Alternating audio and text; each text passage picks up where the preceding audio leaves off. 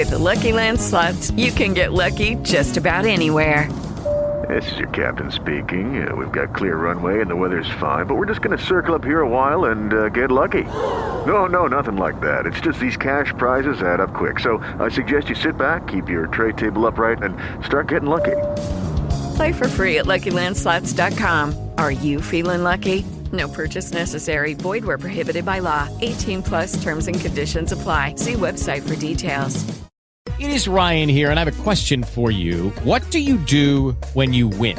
Like, are you a fist pumper, a woohooer, a hand clapper, a high fiver? I kind of like the high five, but if you want to hone in on those winning moves, check out Chumba Casino. At ChumbaCasino.com, choose from hundreds of social casino-style games for your chance to redeem serious cash prizes. There are new game releases weekly, plus free daily bonuses, so don't wait. Start having the most fun ever at ChumbaCasino.com. No purchase necessary. VGW. Void where prohibited by law. See terms and conditions. 18 plus.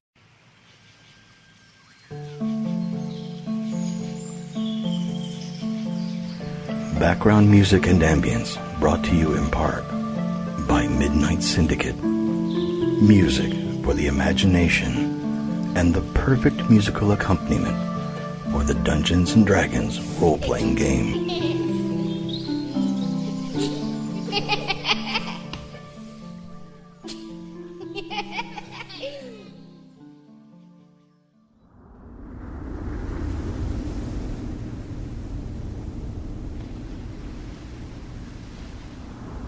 Due to some violent content, parental discretion is advised.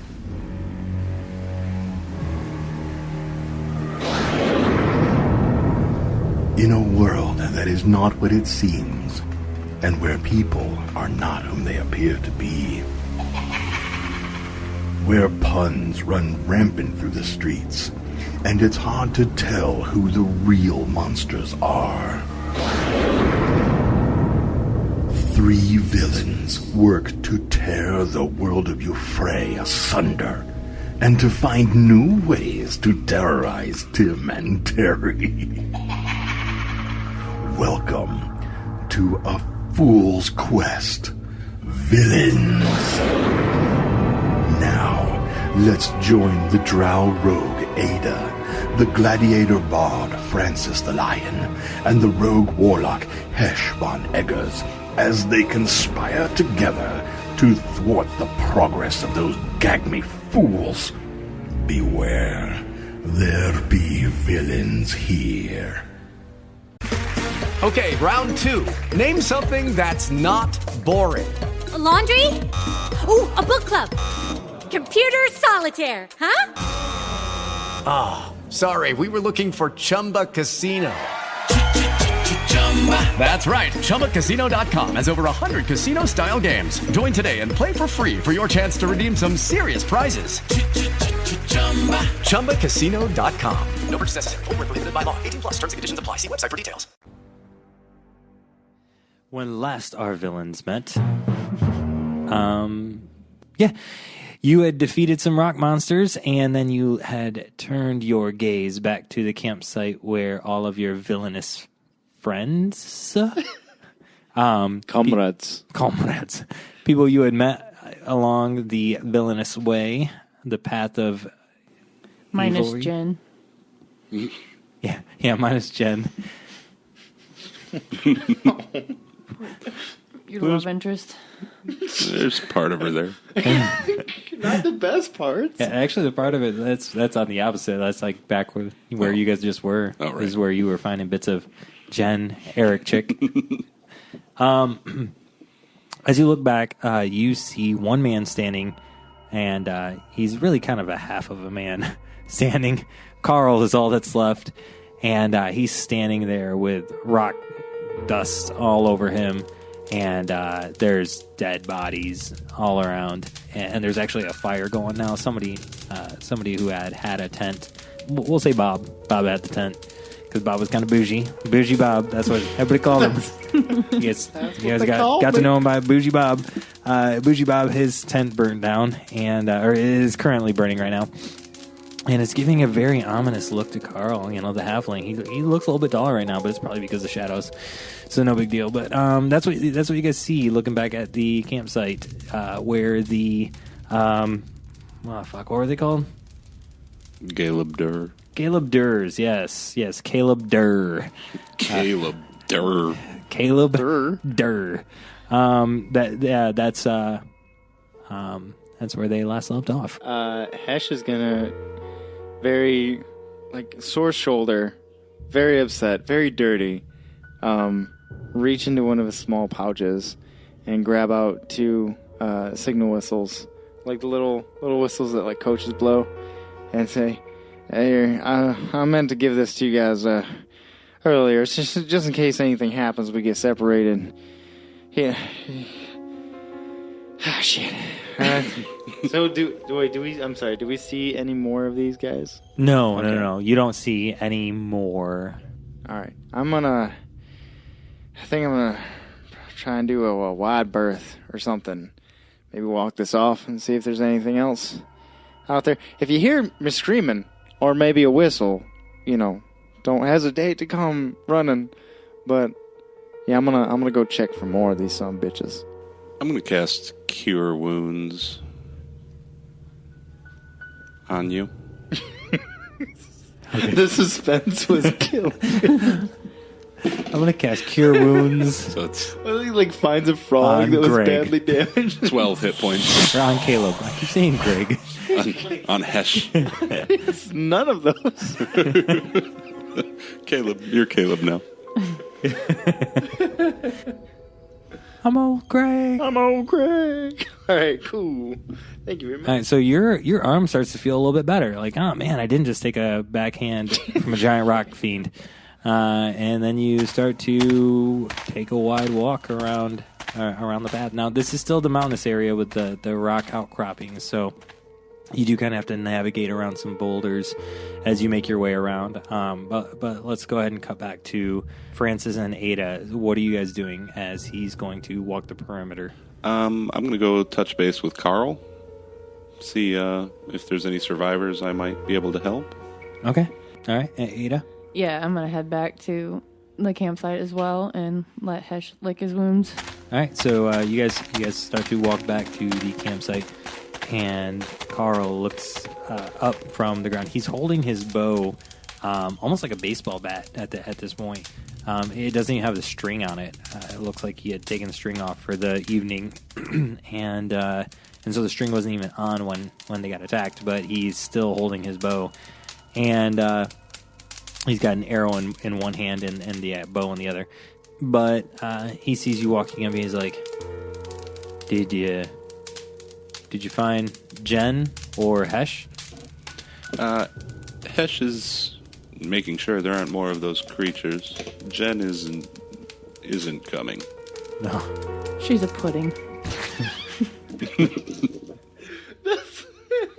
The good news is meat's back on the menu. I heard that somewhere. All right, so you get back to Kharl, and he asks about Hesh, and you see he has a wound on his left leg that looks like it tore through his pants, and he's got some blood.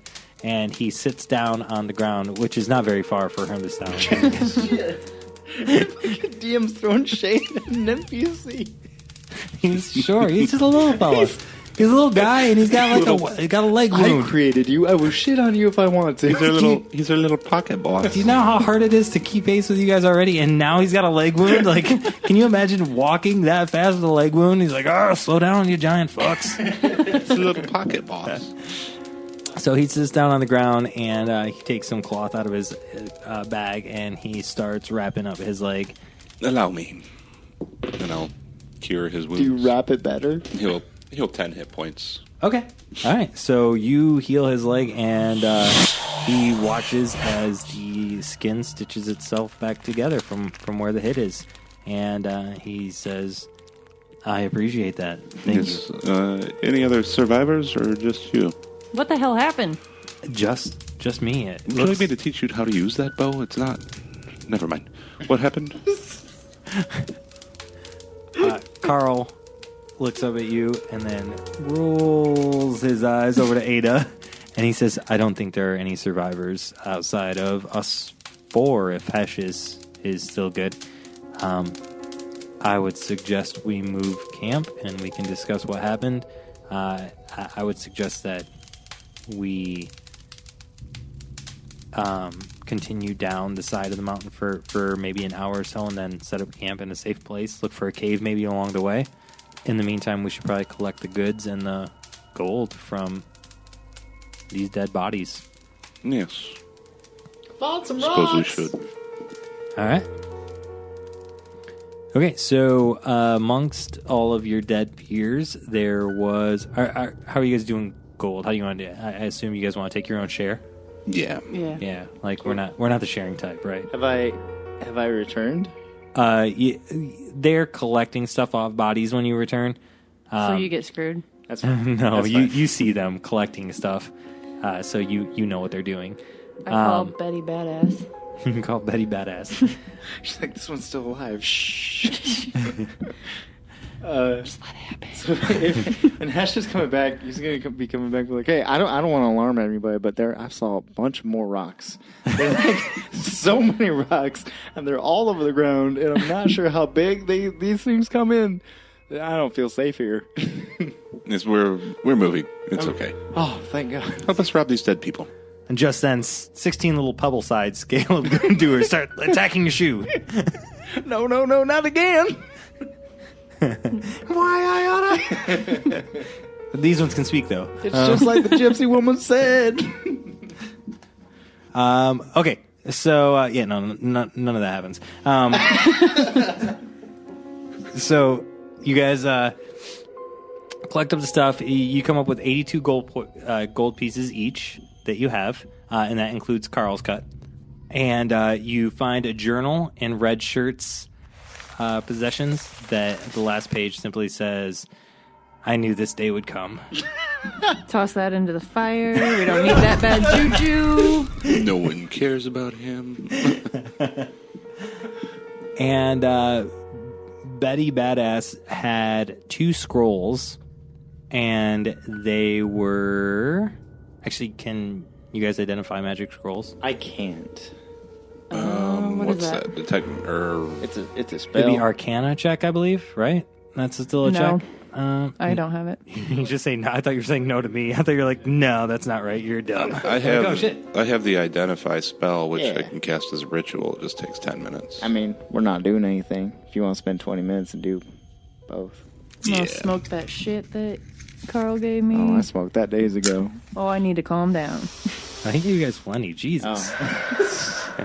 You smoke a pound of hash? What the fuck, hash? So as Hesh is searching bodies and going through stuff, periodically there'll be a small black tendril that'll slide out from underneath, just out of the corner of his eye, and he'll look over and then look at everybody else and see if anyone saw. If no one saw, he'll get back to looting bodies. I like to imagine that Ayda stole the blank pages out of Red Shirt's book so she can write more I'm sorry notes. Just a bunch of I'm sorry notes. Like, got these blank pages for I'm sorry. It's going to be great. Okay. Yeah, no. I'm going to leave a nice giant I'm sorry here at the campsite. Take some rocks. Spell it I'm sorry. Okay.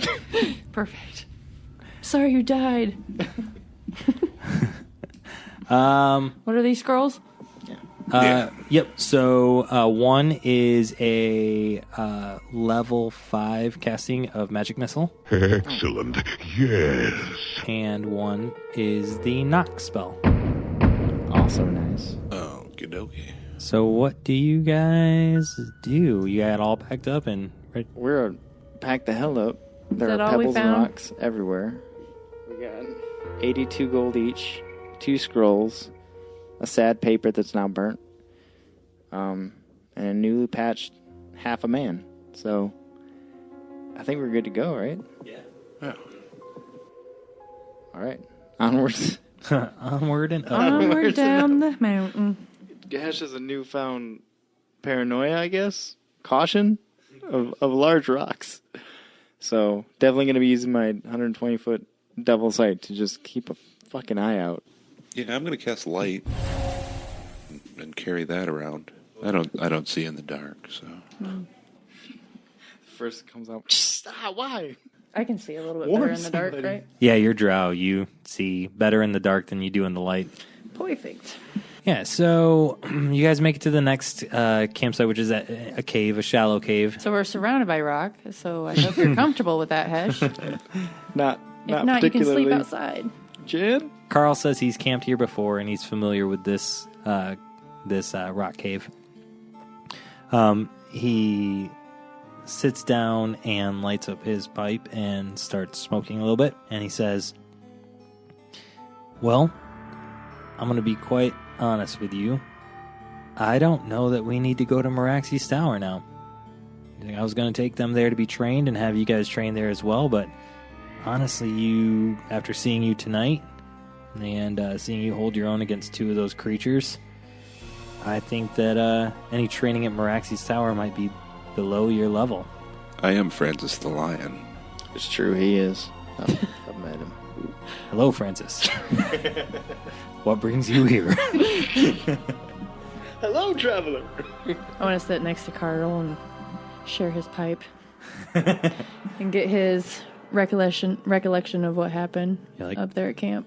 Puff, puff, pass, motherfucker. Yeah. Don't be stingy. I'll like mine too, motherfucker. We'll just keep passing it back and forth. You can just swap them. If you both have one, why do you pass it? Why not? You're like shoving it in his face, like, take it, give me that one. Kharl's like, don't be rude, Francis.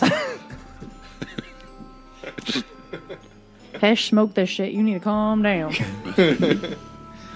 So he says, yeah, I woke up when I heard the noise, and he was actually camped on the far side of the campsite. So he was actually the farthest away from where Jen Eric Chick was murdered.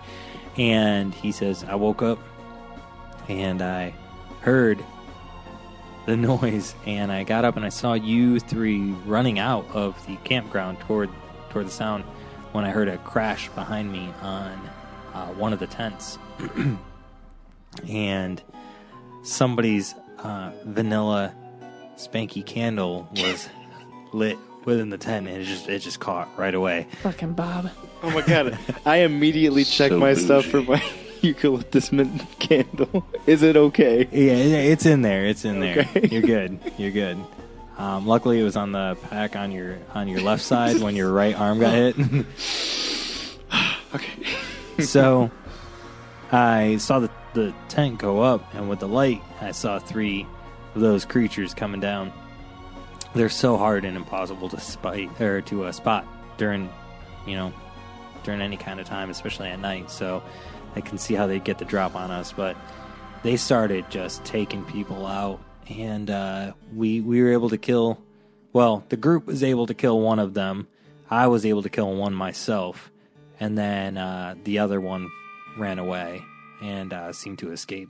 Then I saw you guys coming back, and I took a kick from the one that I killed. Just as I killed it, it kicked my leg, and obviously you saw the damage done, which, Francis, again, thank you so much for healing me. Oh, happy to help. Well, I'm glad you made it. So what's next? Well, we can either continue on down to Meraxi's Tower, or I think we can head back and we can go to my master and see about where he'd like me to get more recruits, or see what he'd like us to do next. I guess I'll leave that up to you guys. Do you feel like you'd benefit from additional training, or would you like to? I'm a man of efficiency, and I feel like going backward just to be trained to get back to where we are now is just a waste of time. I'm Francis the Lion. It's true, he is. I've met him. I agree. Well, then, I guess we camp here for the evening, and then we'll wake up early and make our way south. So in the morning when we get up, we'll head south down the Dusty Mountain, and we'll get to a town called Pickton. It's got a boat there. We'll take the boat. We're gonna take that down to Teliope. It's inside Mount Valcarius. That's where Duche is right now. And we'll find out what he's got next for us. Perfect. Sounds good. Valcarius? Is that what you said? Valkyrius. Yeah, sounds just fine to me. All right. We'll be there a little early, but I think with the gold that we pulled off these dead men, that should be able to commission us a boat ride across the Bogan Bay. Yes. Well. Wait, how far do we gotta go? 2.5 days to Pickton. Right on. All right. So, you guys, anything else before you crash? Mr. Paranoia, want to make a check at all? Set up your bells. No. He is starting to get more and more paranoid as we go along, huh? No. He'd probably just light the candle. Because we just have like this little campfire situation in a small cave, right? Yeah. Yeah, Yeah, so you don't I even have a just- campfire. Nobody lit a campfire. Bitch, I'm going to light a campfire. All right. That's happening now. All right. That's all right, so probably go and grab a campfire. Grab it. Like, Just take it with me. Pull it on my You know, inventory. at the campfire store. There's luckily they're in the woods everywhere. You just have to pick them from bushes. There was a traveling campfire merchant that was strolling by the path. Hello, traveler. My name is Eric. The traveling campfire Have you merchant. seen my sister Jen? Would you like to purchase one already lit or not? Bitch, I need it lit. I'm on a time crunch. I will make a campfire, son of a bitch, and light the candle and have myself a toke or two. Just Okay. relax. All right, so everybody gets a little bit high and yeah, chills by the fire that you bought, and It's from a tree. and yeah, you guys crash for the night with the wait, this is the eucalyptus candle. Is that what you said? All right, yeah, with the fresh Eucalyptus mint Hell yeah. scent filling the cave. That's baller status. Yep. That's how you know you made it. And luckily for you guys, that summons a dragon. No, Just like the gypsy woman said. you should listen to that gypsy woman. All right. So you guys wake up in the morning, and you're going to travel down through the mountains. Not a whole lot's going to happen for travel, except for I am going to have you guys make travel checks one more time. 19 or 20s. 3. 17. Okay, so none of those are 19 or 20. So you guys travel through the mountains. You're coming down the mountain. Again, it's a pretty temperate time of year. Not a lot's going on as far as weather. So you come out of the snow the first day. You get back down into the wooded area. You get down to a more sandy area, and then you get to Pickton.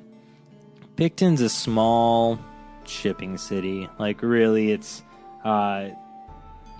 one of two ports that supply a lot of the goods that get shipped to for Thin Tooth, I should say. So, but it's pretty much straight business. There's not a lot of agriculture down here. There's not a lot of farms around. The terrain's just not built for it. It's really at the base of the mountains, the whole mountain range of the Dusty Mountains. It's surrounded by mountains on three sides, and then the Bogan Bay on the south side. So it's just not a very pleasant place to live.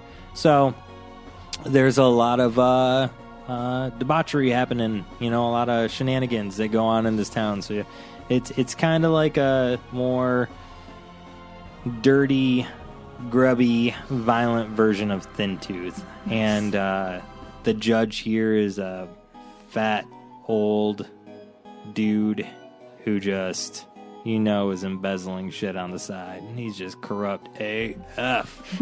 And and outside of that, you've got the merchants that are on the north side of the town, and then across the south side of the town, you've got the docks. So everything in between is just essentially what sailors need to visit a port city. You will never find the more wretched hive of scum and villainy.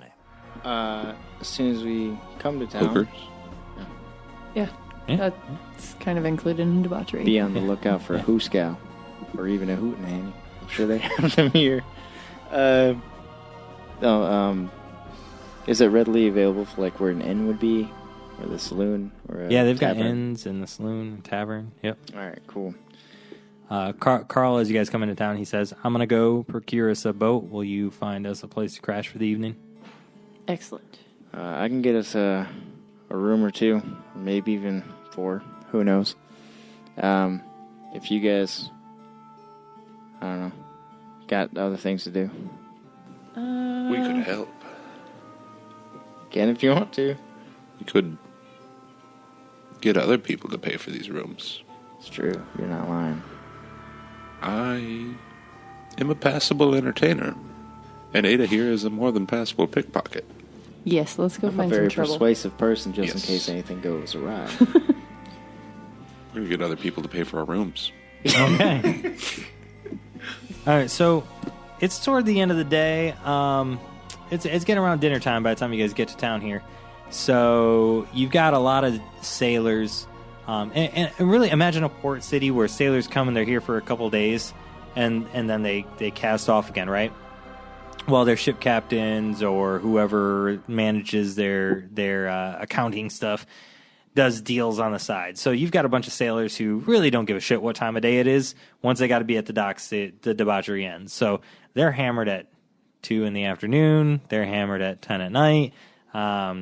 So it is easy to find the best place to go find people to pay for your rooms based off how loud the music is. And there is very loud music at one very specific tavern called the Singing Quail.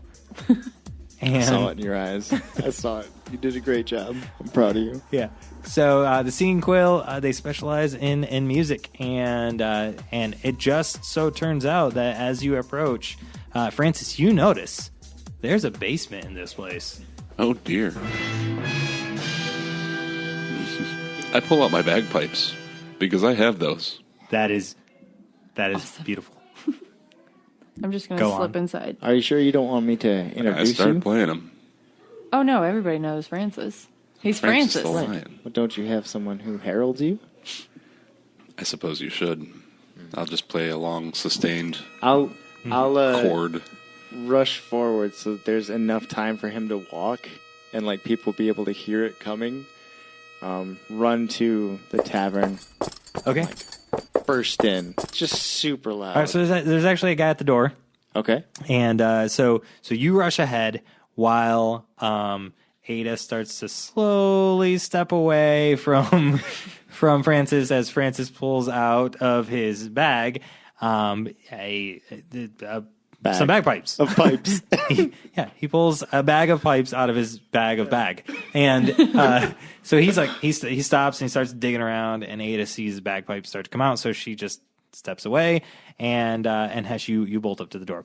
There is a half-orc woman chilling at the door, and she looks down at you as you approach, and she says, do you have any weapons? Yes, many. Okay. Here's the deal. You can take them in. If you use the weapons while you're inside, we will kill you. Oh, I wouldn't see it any other way. Beautiful.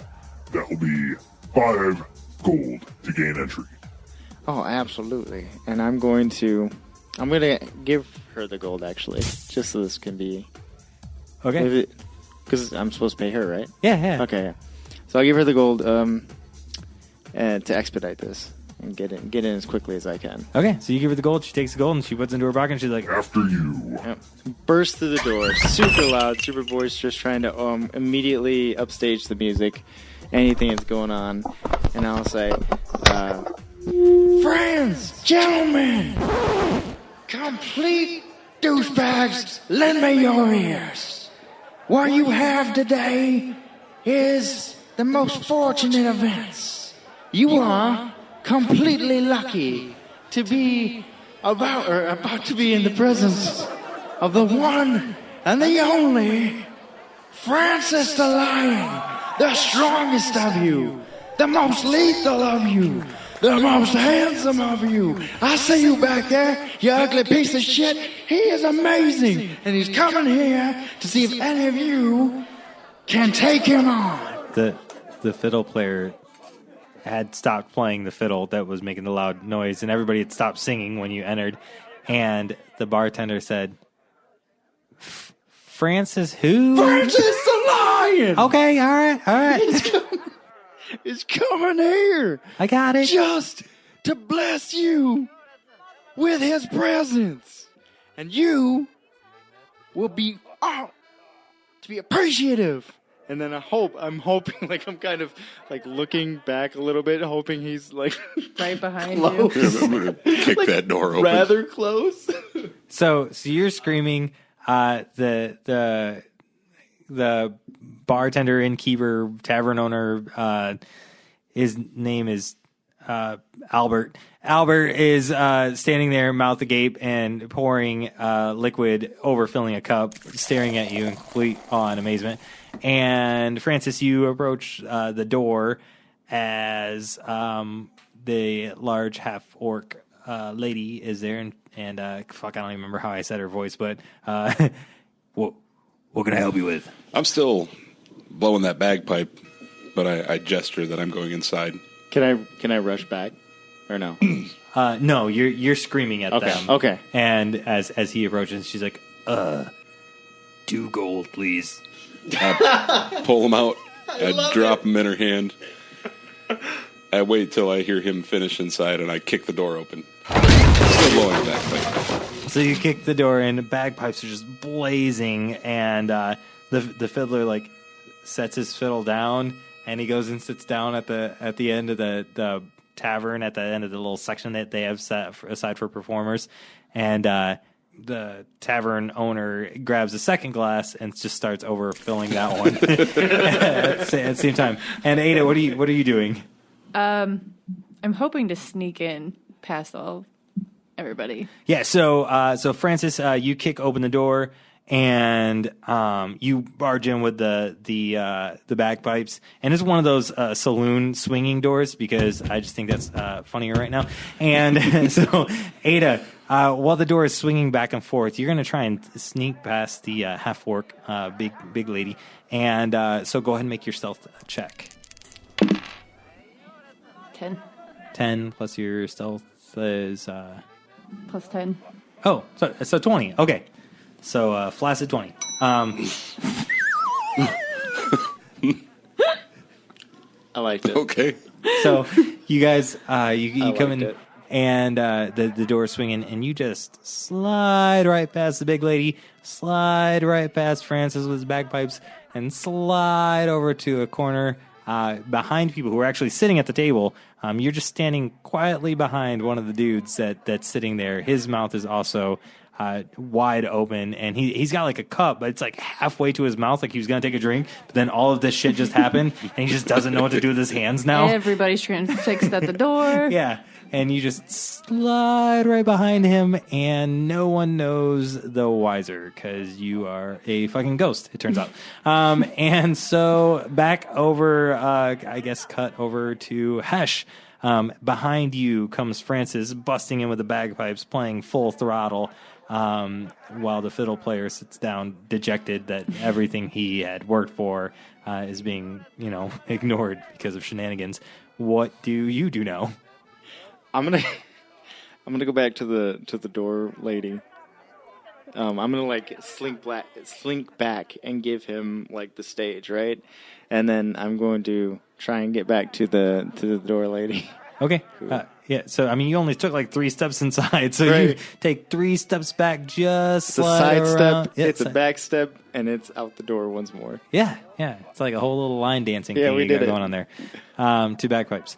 So Francis, what's next? Well, I'm going to fill up that bag with as much air as I can and stop blowing in it, but keep squeezing it, to play the... keep squeezing it, playing that one same chord that it's been the whole time. Grab someone's flagon and just dump it all over myself. And then just start playing a lively ditty. Okay. Jig. Dance a little bit, see if we can get this place hopping. Okay, so let's do a performance roll. That's a 1. So you walk in and you play one of your absolute favorite songs to play, and you're just feeling it. Like this is the song that I know, and that back in Thin Tooth, everyone knows. I could walk into any bar. It's like the Thin Tooth City anthem.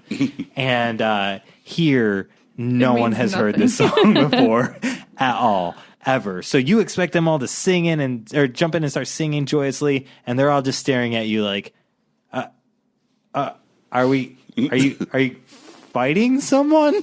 Like, we don't know what's happening. And so the tavern owner finally runs out of liquid that was in the pitcher that he had poured into those 2 cups. And all over the bar.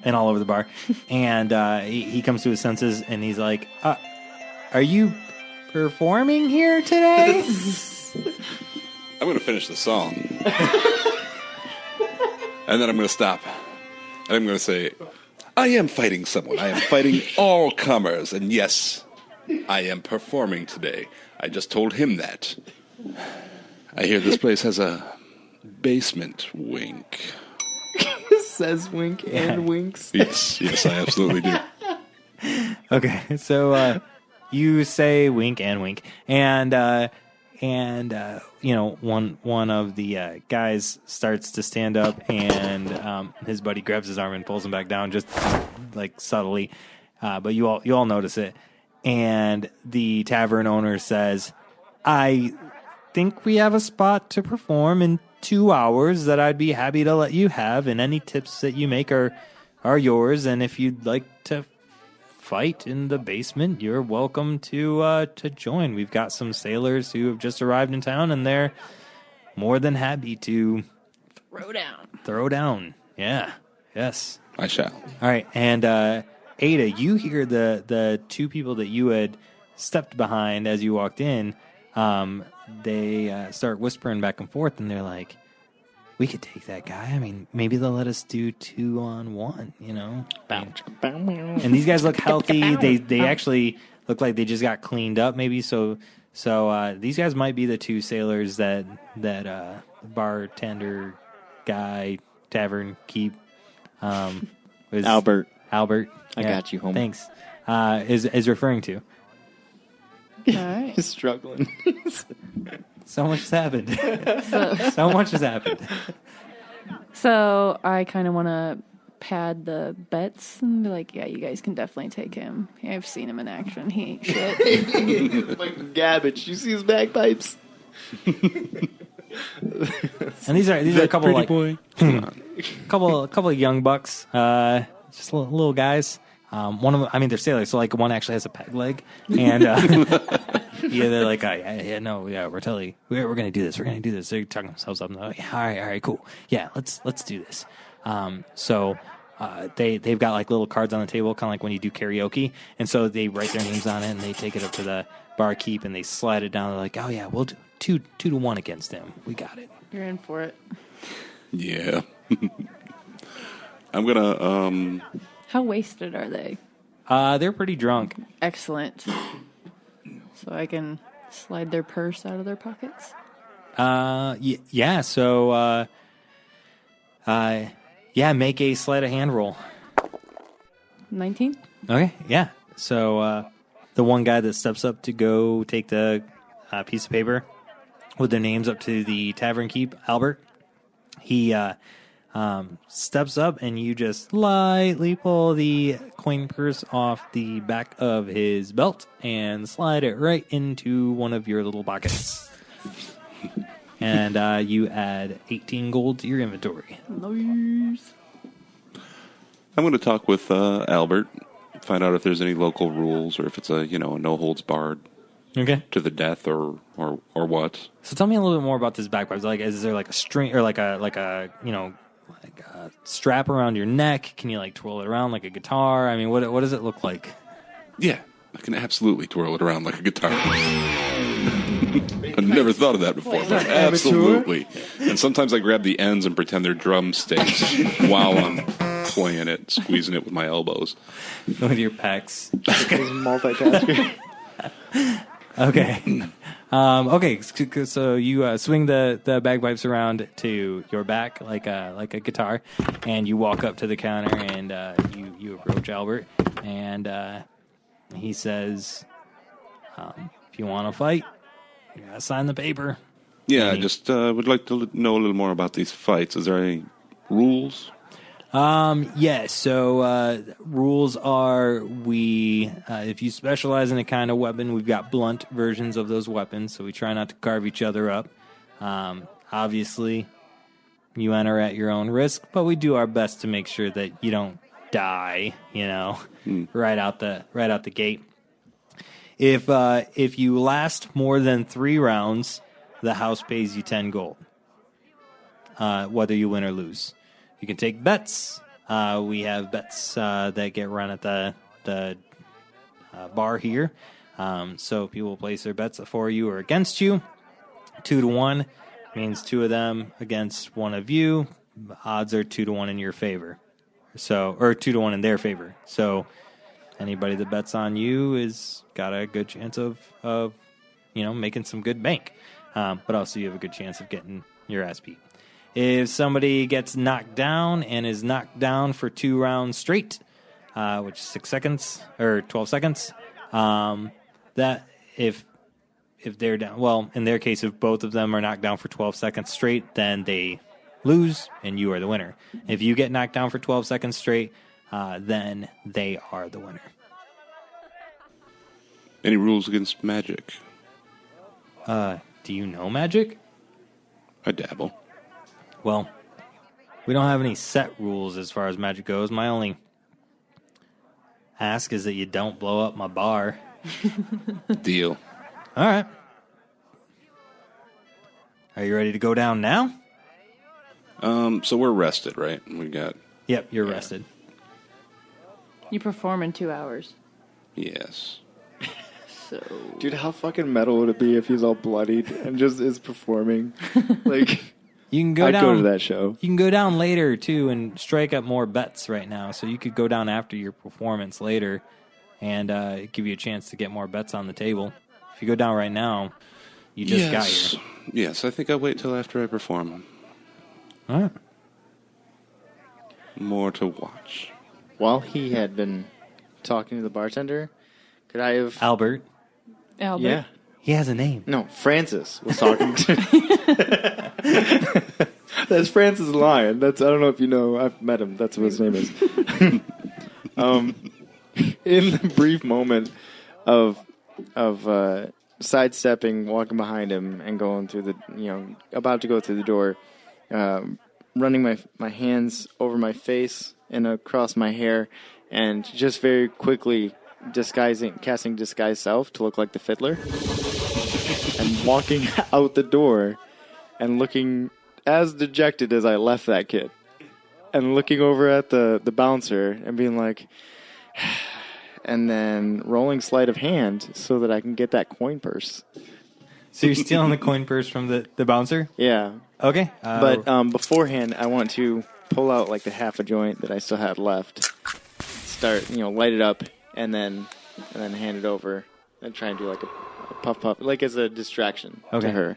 You light up, and she's like, Well, I probably shouldn't do this right now, but you want to pass that on over here? And then just concede, right? Like just give it like it's a hard day. I had a hard day. You had a hard day. It's been a real rough day. It's a fucking day, man. And then just hand it over. Just all of it. And then as I pass and looking kind of, I don't know, just kind of slumped down, gonna try and steal that shit. So as a half orc, this joint that you just rolled looks really tiny in her giant like hands, a roach, and she just inhales the whole thing, closes her eyes, and enjoys the whole thing while you're making your sleight of hand roll. So go ahead. I'm shooting my shot. DC 12. Nat 20. Roll again. You took her pants. Nat 20. Roll again. Smoking. Oh. 13. Dude, that was cool. I took her pants. You took her pants. Took her earrings. Did I steal her like Roth IRA or something? Like, did I? He took her life He took her savings? coin purse and her bone marrow. And her virginity. Like, I feel a little empty and kind of hollow. And now her soul lives in your sword. I'm not opposed to this. Is this a thing? Are we doing this? You've stolen her heart. and it's in your pocket. Still beating. Okay, no, none of that happens. You just steal her coin purse as she smoked the rest of your pot. Yeah, as soon as it's gone, I'm gonna act like I'm surprised, like oh, and then be like, cheers, and then walk back in. And can I buy you a drink? like brush my face off and my hair and just go back to myself. Okay, yeah. You just destroyed the life of that fiddle player. I don't know if you know, but this is why I'm here. There was 97 gold in that bag, and there's actually not a cover to get into this bar. I figured. I didn't want to argue this situation. I had a. I'll take back my 2. I'll give you back. I don't care. You can have it. But you didn't pay her. Shut up. Hesh doesn't know, man. Hesh doesn't know. Yeah, there's no metagaming here, bitches. Yeah. Although you didn't see me get it back, so hey. I see everything. I see everything. A real fucking deal. All right. Holy shit. Okay, so Ayda, what are you doing? You just ramped these guys up to go fight him. Yeah, got them all ramped up. Stole the one guy's coin. Now I'm gonna go get a drink. After all that, I just gotta shake off that performance. That amazing performance. All right, so you're walking up to Albert as the guy who just dropped his name and his buddy's name into onto the bar is walking by, and you're holding his coin purse, and you walk right by him. He doesn't pay any attention to it. And you pull a couple gold coins out and set them on the table, and you're like, hey, I want a beer. And Albert's like, what kind of drink will you be having? Something dark, something tart, something sweet? Something dark. Something dark. All right, we got it. It's chocolate stout. Yeah, yo. All right, let's just do it. So he pulls out this chocolate stout, and it is got like melted chocolate mixed with booze. It is like thick sludge pouring into a mug for you. And can I get a spoon for that, please? Yeah, he gives you a spoon and a dollop of whipped topping. Nice. Magic whipped top. And he slides the cup across to you, and he's like, two gold. All right, you pass that on up. Pass it on over. And Albert was like, let me know if you need anything else. And you can see in front of you the two guys, or the paper with the two guys on there, and the paper with Francis's name on there. I would probably join Ayda at the. It looks like you're studying something, right? Like you're looking at something, or are you just drinking? Just drinking. Oh, I'm just looking at the paper with their names on it. Are you heading downstairs? No, I'm gonna play some more songs on the bagpipes. Okay. Dance around for that free. fiddler. And I guess I would probably join Ayda at the bar. Okay. See about getting some whiskey. Thanks for that distraction. You sit down at the bar. So Hesh, you sit down at the bar, and Albert comes over, and he's like, what'll it be? Whiskey, please. 4 fingers. All right. So he takes a glass, and he pours some whiskey into it, and he grabs some ice, and he puts the ice into the whiskey and puts all 4 of his fingers in there and mixes it up for you, and then slides it across the bar. Oh, hell no! Hesh will slide it back. Like, sir. Sir. How dare you, sir? Is there something wrong with the drink? I used 4 fingers. Right, but you put ice in it. Oh. What are you doing?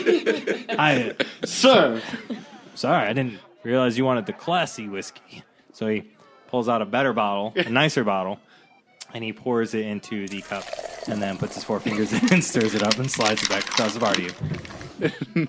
I'll take a sip of it. Smooth.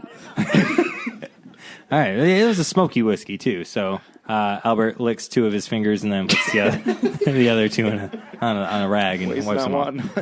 Yeah, a little for the homies. While you guys are standing there, one of the thin Weasley-looking guys that you had noticed before, which I just made up now, stands up from a table and walks across the tavern to you, and he says, "Hey, my name is Bert Bigsley, and your friend there, he doesn't look like much of a fighter, does he?" No, not really. Friend's a strong word. So, What's a guy like that doing in a place like this with sailors? I'm sure he's just looking for love. New in town? So, I'm sorry, can you describe Bert one more time? Yeah, he's a scrawny, shifty-eyed looking weasel dude. Okay. Dirty. Dirty. I mean, he's actually a weasel human. Do those things that You Lord! Tony, are those things like in D&D? Are there weasel humans in D&D? There are now. There are now. Yeah, tabaxis, I guess? No, those are cats. I said weasels. They're offshoots. I don't know. There's a lot of... The hyenas are technically a type of weasel, so I guess he's a gnoll. Yeah, half gnoll, half... I don't think that tracks. Well, it absolutely does. He's an elven Look gnoll. it up. Yeah. I will. What's your interest in this? Well, I'm the guy that kind of drums up the bets around here. Just want to get a good read on your fella. He ain't my fella. Well, he's clearly his fella. Ain't gonna deny that one. Neither am I.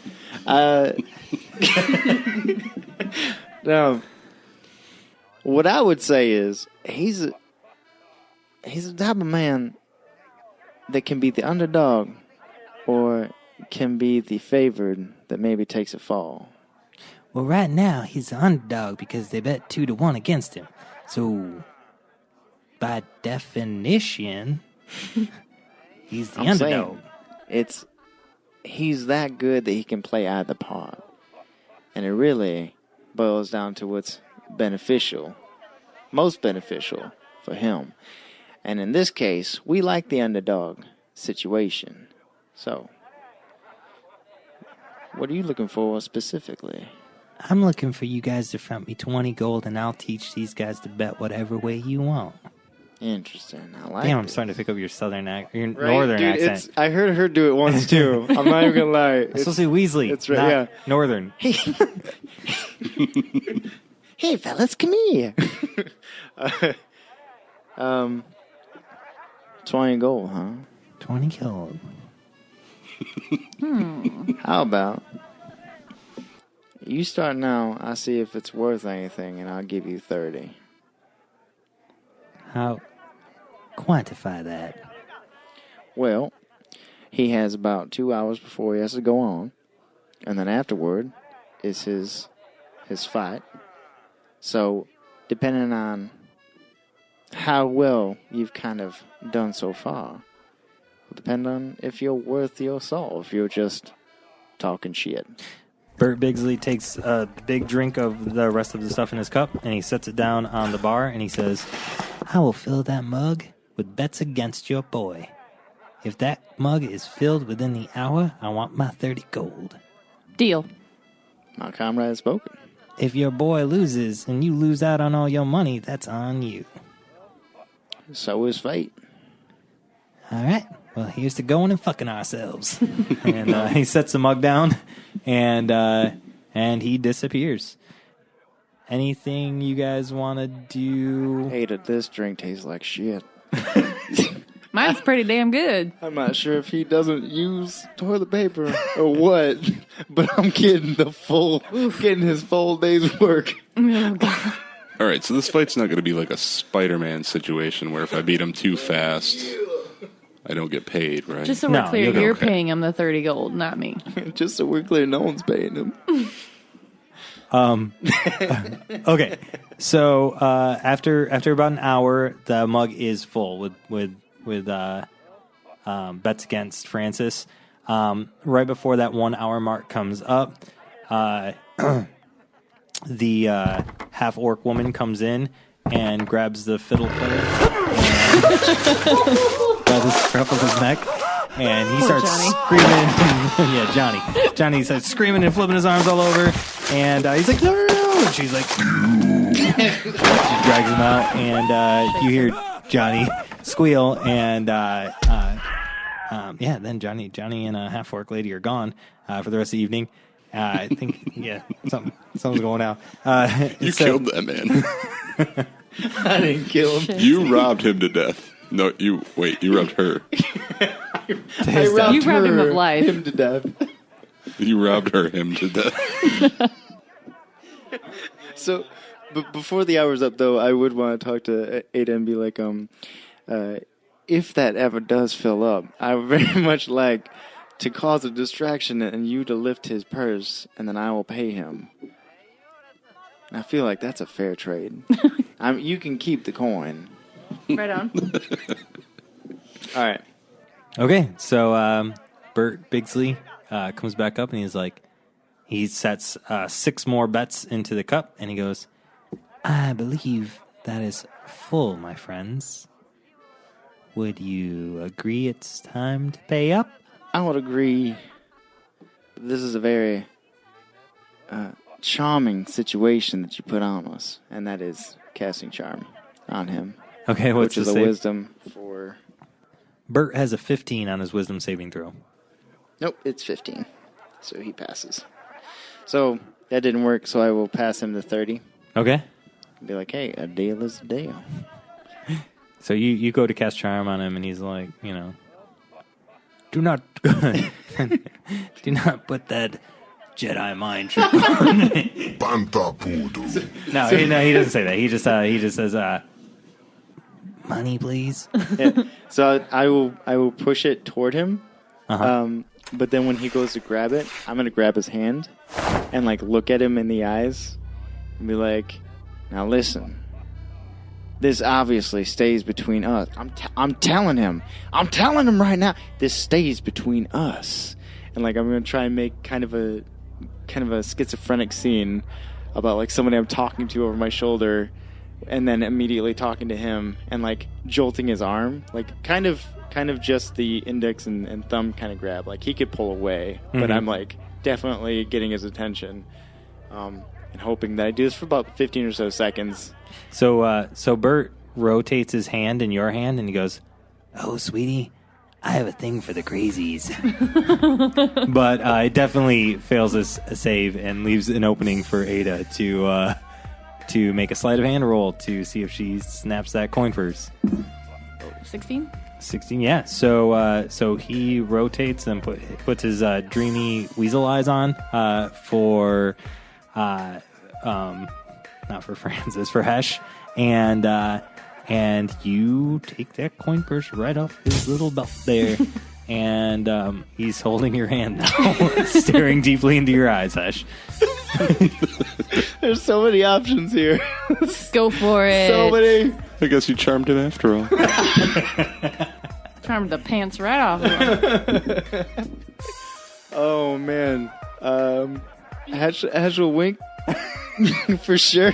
Come find me later. And say later. And then Francis sees you wink and yells, "Wink! Wink!" Wink! No. Okay, anyways. Sorry.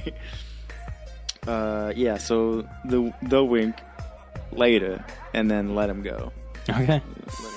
Let him be off to his Weasley things. Go do his Weasley things? Yeah.